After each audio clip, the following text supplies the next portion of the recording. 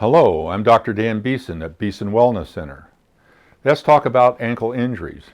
Did you know that ankle sprains are 85% of all ankle injuries?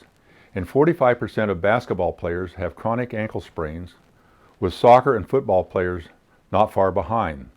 There is a perception that ankle sprains are minor.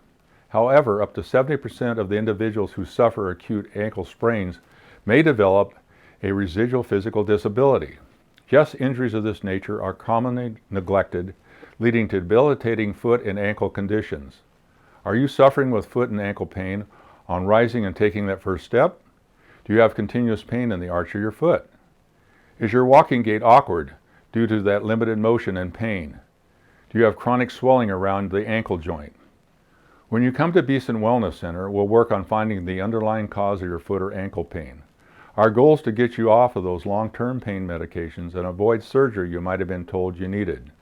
We use conservative therapies and some of the most cutting-edge treatments, including regenerative medicine, to get you out of pain and get you back to living your life. We're here to help you, so give us a call.